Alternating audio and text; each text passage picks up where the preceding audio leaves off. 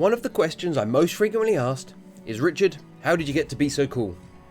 The next question I'm most often asked is how, when and why do you change water in your shrimp breeding tanks? So let's start with the how. Water changing is a necessary evil, and I've tried to make the process as simple as possible. You can see here on screen I have a simple piece of aquarium hose with a filter intake sponge secured over the end. That way when I'm siphoning water out, I don't suck any shrimp or even baby fish up the tube.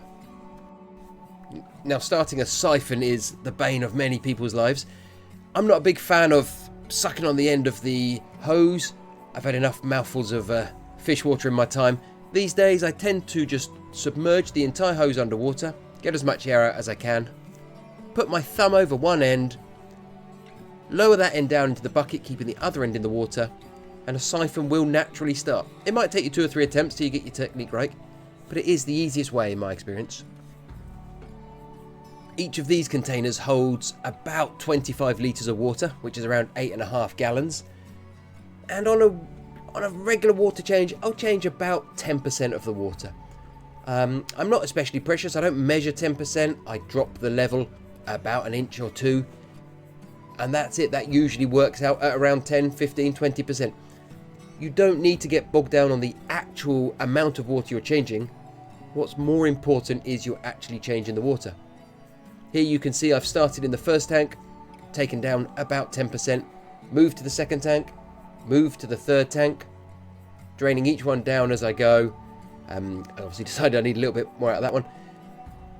On this occasion I'm not gravel vacking. I tend to gravel vac these tanks about once every 3 or 4 months. They don't need a great deal of gravel vacking. I think later in the video I do the corner of one because I notice a bit of detritus building up. But essentially, it's a case of draining out around 10 to 15% of the water to carry out a simple change. Here I'll move down to the next row and change about the same amount of water there. On these tanks, for the bottom row, unfortunately, is too low. I can't siphon. I have to remove that with a jug and replace it with a jug. But that's, again, it doesn't take too long to do. Now here with these shrimp breeding tanks, I'm draining the water down into a large bucket I've got placed on the floor. I'm only perhaps draining out 10 gallons across the whole lot, I suspect. When I water change my much larger fish tanks, I tend to run a hose out through the back door into the backyard, and that way I can drain out 30, 40, 50 gallons from each tank without having to keep going to empty a bucket.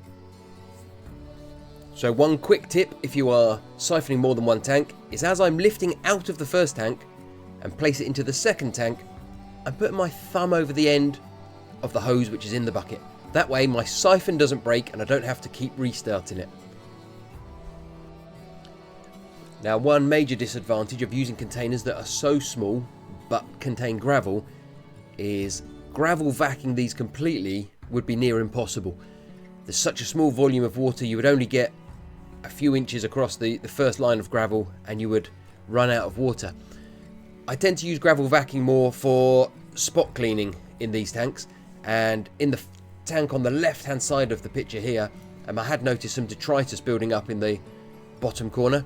So I just decided to siphon as much of that out as I can, but gravel vacuuming in these tubs it's not perfect. It's nowhere near as efficient as it is when you do it in a large tank. As you can see, squeezing into such a small space and keeping the gravel vac siphon is not easy. Because I can't gravel vac these entire tubs, truth be told, in these breeding tanks I do suffer with detritus worms. Detritus worms are fabulous in a fish tank. They do a job. They live in the substrate and they break down the fish poop, any waste that ends up in the substrate. However, their numbers are generally kept under control in a fish tank by the fish. The fish do eat them. In the shrimp tanks there are no predators. As there are no predators to consume the detritus worms, I typically will get 8 to 12 months in, and then I'll have to break down an entire tank, rinse the gravel out completely, set that tub up afresh. It's the only way I found to effectively eradicate the detritus worms without adding predatory fish or something else, because whatever consumes the detritus worms will eat baby shrimp, and that's part of the problem.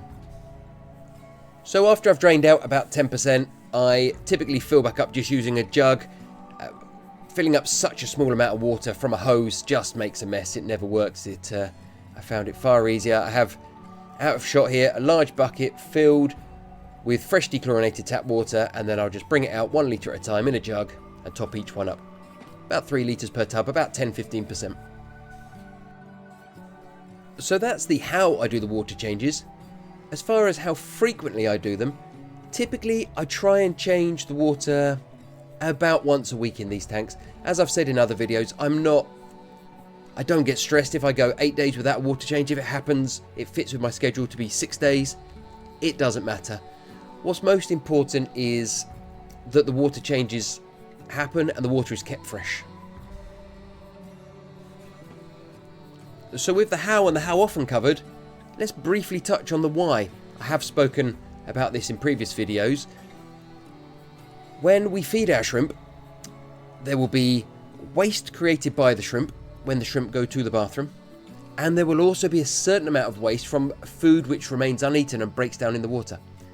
Now, both of these sources of waste give off ammonia, and ammonia is highly toxic to shrimp. If you have almost any ammonia in your tanks, it will prove fatal to your shrimp.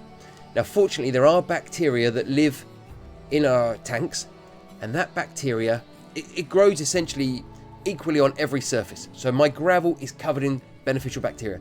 The Java moss is covered in beneficial bacteria, and even the sides of the tub are all covered in beneficial bacteria. That bacteria's sole job is to convert the ammonia to the slightly less toxic nitrite. Now, nitrite is still toxic to both fish and shrimp, but fortunately there are another strain of bacteria that, again, occupy every surface within our aquariums, and that bacteria's job is to convert the nitrite to the far less toxic nitrate. Now, both shrimp and fish can tolerate nitrates in surprisingly high concentrations.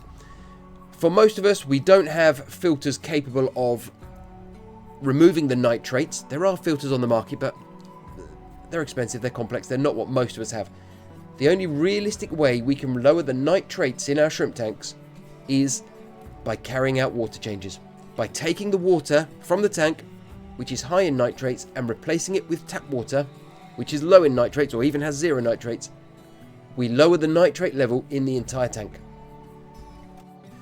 In my experience, water changes are a crucial part of shrimp keeping and shrimp breeding.